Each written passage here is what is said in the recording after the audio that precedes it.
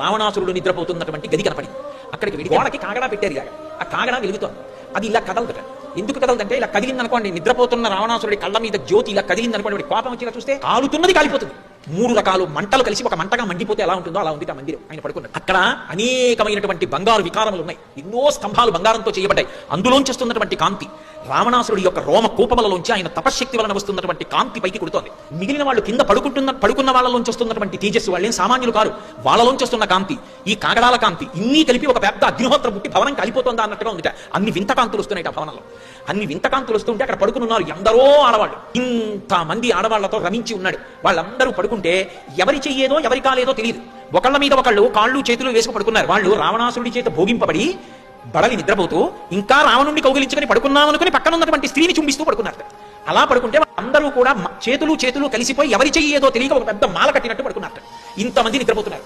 ఒక ఆబోతు ఆవులతో రమించి పడుకుంటే పశువు కాబట్టి చెల్లింది. లోకములను పరిపాలిస్తున్న వాడిని అని చెప్పినవాడు అలా పడుకోవడం ఎంత అసహ్యకరమైన శీల భ్రష్టత్వం. పోనీ ఆ వచ్చి కింద నేల మీద నిద్రపోతున్న వాళ్ళు సామాన్యులు కాదు. అందరూ ఉత్తమమైన జన్మలు కానివారు కాదు. రావణుడు బలవంతంగా తెచ్చిన వాళ్ళు కాదు. రావణుడిని మోహించి తమంత తాము వచ్చిన వారు. ఇంతకుముందు వివాహమైన వారు కాదు. అన్యపురుషుల యందు వాడికి అనురక్తులైనటువంటి వారు కాదు. అటువంటి వాళ్ళు అంతమంది వచ్చి ఆయనతో క్రీడించి పడుకున్నారు. వీళ్ళు సీతమ్మ కాదు, పక్క వారి బట్ట యువతల వారు మీద వేసుకున్నారంట. అంటే వారి ఒంటి మీద బట్ట వారి ఒంటి మీద లేదని వేరే చెప్పాలా? అంటే ఎంత అసహ్యకరమైన స్థితి అక్కడ ఉంది. కానీ సీతమ్మని వెతకాలా వద్దా? అందుకని ఒక్కొక్కరిని చూస్తున్నారు.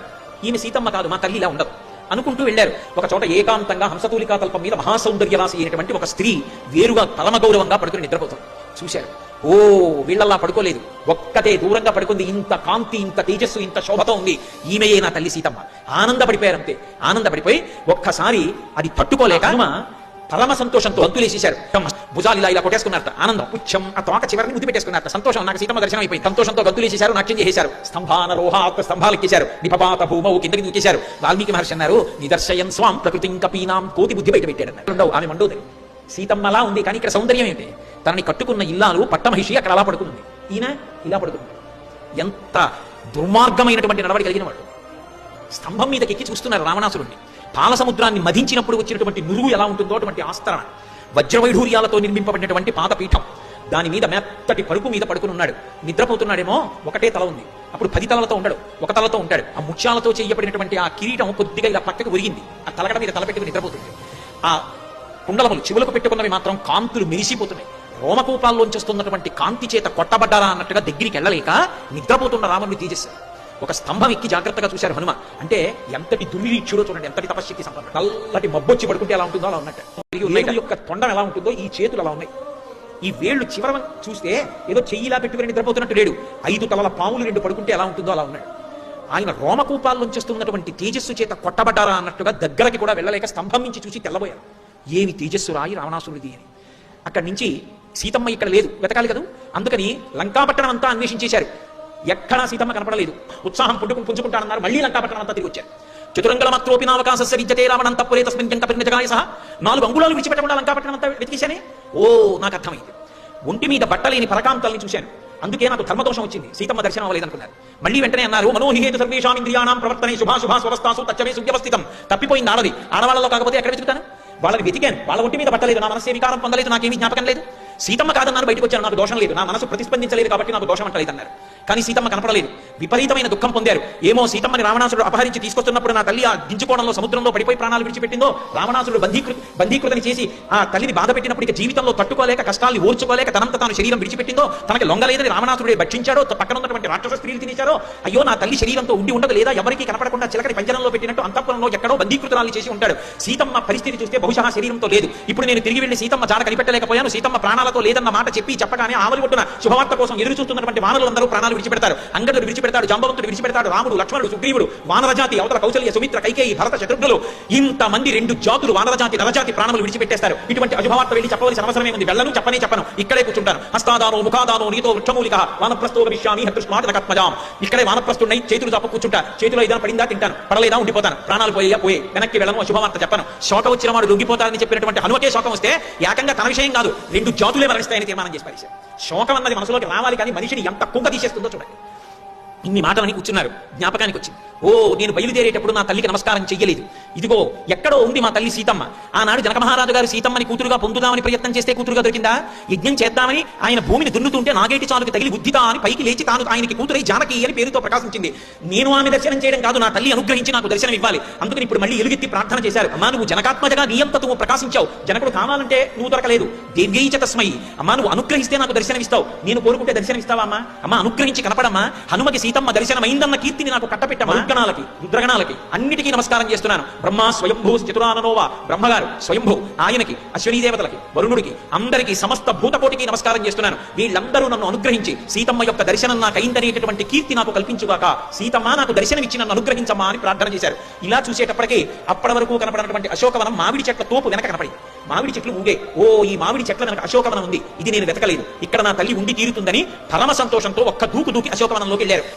1000 స్తంభాల మంటపం, ఆ మంటపం పక్కన ఉన్నటువంటి శిశుపా వృక్షం మీద కూర్చునుండగా కింద తల్లి కనపడింది. ఎలా కనపడింది? ఆయన ఎలా ఉంటుంది అమ్మవారిని ఊహించారో అలాగే కనపడింది. అంతేగాని అదే ఆవిడ రూపమని మాత్రం చెప్పడం అద్భుతంగా చాలా గొప్ప. కానీ నిజానికి ఆమె శోకమూర్తి కాదు.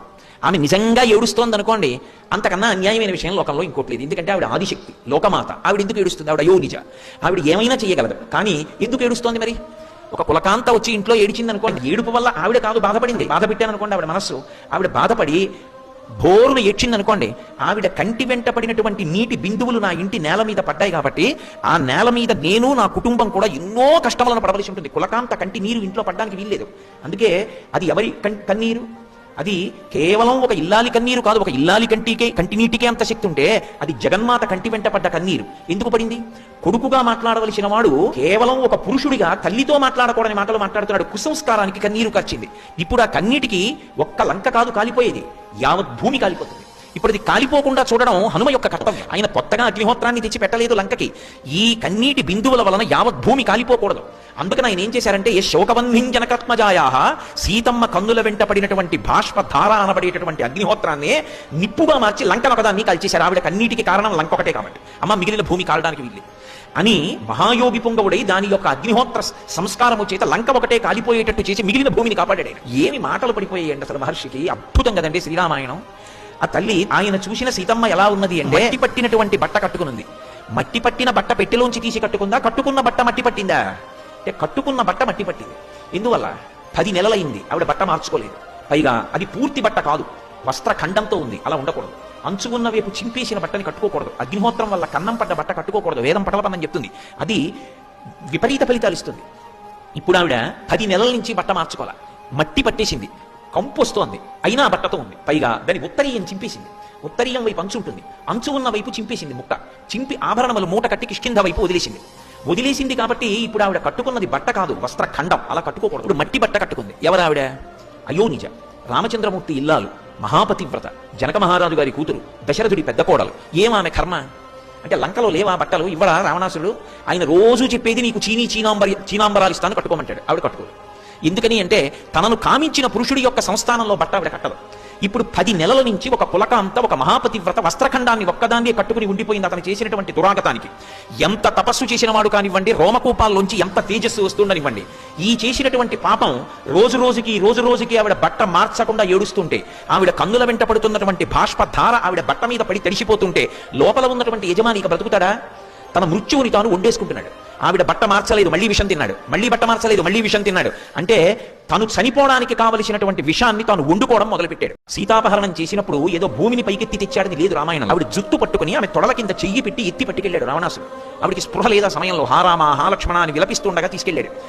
ఒళ్ళో కూర్చోబెట్టుకుని తీసుకెళ్లాడు నొక్కి పట్టి. అలా తీసుకెళ్తున్నప్పుడు బ్రహ్మగారు సమాధిలో ఉన్నాడు. ఉలిక్కి పడ్డాడు ఆవిడ అరుపుకి. ఉలిక్కి పడి ఆయన చూసి అన్నాడు చాలా సంతోషంగా ముఖం పెట్టి, అబ్బా నీ తపస్సు నిన్ను కాపాడింది రా, ఇన్నాళ్ళు నువ్వు చచ్చిపోవడానికి కావలసిన అన్నం వండుకుంటున్నావురా. అంటే మీరు ఒకటి గమనించండి, ఈ దేశంలో ఒక స్త్రీ గౌరవం అటువంటిది. ఒక స్త్రీ జోలికి వెళ్ళడం, ఒక స్త్రీని నిష్కారణంగా అనరాని మాటలు అని బాధ పెట్టడం, ఆమె కళాశాలకు వెళ్ళి చదువుకునేది కానివ్వండి, ఉద్యోగానికి వెళుతున్నది కానివ్వండి, ఒక్క పిల్లే కనపడింది కదా అని చెప్పి మన నోటికొచ్చినట్టు వదలితే అది మనం విషాన్ని వండుకుంటున్నట్టు. దాని ఫలితాన్ని చిట్ట చివర అనుభవించవలసి వస్తే 10 తలకాయలుంటే ఆగలేదు, తిరిగిపోయి.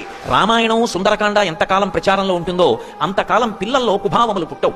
వాళ్ళకి అందించేవన్నీ విషంతో కూడుకున్నవి అందించవలసిన అమృతాన్ని అందించకుండా వాళ్ళు చెడిపోతున్నారని గుండెలు బాదుకుంటే ఎవరిది దోషం? అలా ఉన్నటువంటి స్త్రీ దగ్గరికి వచ్చి ఆమె మనసు ఇంకా బాధపడేటట్టు మాట్లాడితే అంత అంతకన్నా దారుణమైనటువంటిది ఇంకొకటి ఉండదు. వాడు వేదం చదువుకున్నవాడైతే ఎవడకు కావాలి, వాడు పూజలు చేసిన వాడైతే ఎవడకు కావాలి, పుష్పక విమానం ఉన్నవాడైతే ఎవడకు కావాలి, విశ్వవసో బ్రహ్మ కొడుకైతే ఎవడకు కావాలి. ఆచరణ లేనినాడు వాడు ఎంత చదువుకున్నవాడైనా దాని వలన ఉపయోగము లేదు. చుట్టూ రాక్షస స్త్రీలను ఏమీ రాక్షసులు ఎందుకు పెట్టడు అంటే అది ఆయన యొక్క కామానికి పరాకాష్ఠ. తాను కామించిన స్త్రీని వేరొక పురుషుడైన రాక్షసుడు కూడా చూడకూడదు. రాక్షసి స్త్రీలే చూడాలి అక్కడ, తప్ప మగవాళ్ళు కూడా చూడడానికి వీల్లేదు. 2, ఇప్పుడు ఆమె కష్టాన్ని ఎవరికి చెప్పుకోవాలి? ఆమె మనుష్య కాంతగా నటిస్తోంది అయోనిజ అయినా కూడా. మనిషికి కష్టం వచ్చినప్పుడు ఓదార్పు ఏమిటంటే ఎవరికైనా చెప్పుకోవడం. ఎవరికైనా చెప్పుకుంటే ఎంత కష్టమో కొంత తీరిపోతుంది. ఇప్పుడు ఆవిడికి చెప్పుకోవడానికి ఎవరున్నారు? రాముడికి హనుమ ఉన్నారు, లక్ష్మణస్వామి ఉన్నాడు, సుగ్రీవుడు ఉన్నాడు, వానరులు ఉన్నారు, సీతమ్మ ఎండకన్నెరుగని తల్లి అకస్మాత్తుగా అపహరింపబడింది. కనీసం తన కష్టం చెప్పుకోవడానికి ఒక మనిషి లేడు. సరికదా ఒక రాక్షసుడిని ఎవరినైనా అక్కడ పెడితే రాక్షసుడు ఆమె వంక చూసేస్తాడేమో, చూడడానికి కూడా వీల్లేదు. ఆయన సుత్త ఆమె రామచంద్రమూర్తి సుత్తి. రామ పాదములను లోపల ఆశ్రయించి ఎవరు కాలిపోతారు ఈ దుష్ప్రవర్తనకి? అసలు ఎక్కడా ప్రపంచ వాంగ్మయంలో ఇక సీతమ్మ తల్లి లాంటి వ్యక్తి ఇక పుట్టదు. ఆ తల్లికి ఆ తల్లియే సాటి. మహాపతివ్రత, అద్భుతమైన నడవడి ఆ తల్లి. ఆమె ఉపవాసాలు చేస్తోంది. శరీరం కృషించిపోయింది. దేని చేత? ఉపవాసముల చేత. మరి లంకలో బట్టే కట్టుకోదే ఎలా బ్రతికింది? మరి మనుష్యకాంతగా బతుకుతోంది. 10 నెలలైందిగా. ఓ పండు తిన్నా దోషమేగా మరి అలాంటప్పుడు. ఓ పండు తిన్నది లంకాపట్టణంలో పండేగా. మరి ఎక్కడది ఆవిడికి? అంటే ఆవిడ పాతివ్రత్య శక్తి అటువంటిది. ఆవిడ శరీరము నిధనం కాకూడదని దేవేంద్రుడు ప్రతిరోజు పాయసాన్నం పంపేవాడు ఆవిడికి. ఆమె ఆ పాయసాన్ని దేవతలు తీసుకొస్తే స్వీకరించింది. దేవతలు అందరికంటికి కనపడవు, అది ఆ తేజస్సున్న వాళ్ళకే కనపడతారు. ఆమె పాయసాన్ని పుచ్చుకుని భర్తృశేషం భర్తకి పెట్టకుండా తినకూడదు. అందుకని ఆమె ఏం చేసేదంటే ఈ భూమండలంలో ఎక్కడ ఉన్నా ఇది రాముడికి, రాముడు లక్ష్మణుడు తినకుండా తినడు. అది ఆయన నియమం. ఈ భూమి మీద ఎక్కడ ఉన్నా రామలక్ష్మణుల యొక్క కడుపు నిండుగాక అని వాళ్ళ ప్రీత్యర్థం ముందు భూమి మీద వదిలిపెట్టేది కొంత పాయసం. బహుపరిమితంగా శరీరాన్ని నిలబెట్టుకోవడానికి కొంత పాయసాన్ని ఆవిడ పుచ్చుకుని. ఇప్పుడు ఆవిడ లంకలో అన్నపు మెతుకు కూడా తినలేదు. నా ఇంట 10 నెలల నుంచి ఉన్నటువంటి ఒక మహాపతివ్రత పిడికెడు మెతుకులు తన ఇంట్లో తినలా. ఒక కాయ కానీ ఒక పండు కానీ ముట్టుకోలా. ఎవరికి ప్రమాదం ఇది? ఎవడు ఈ పాపానికి బాధ్యత?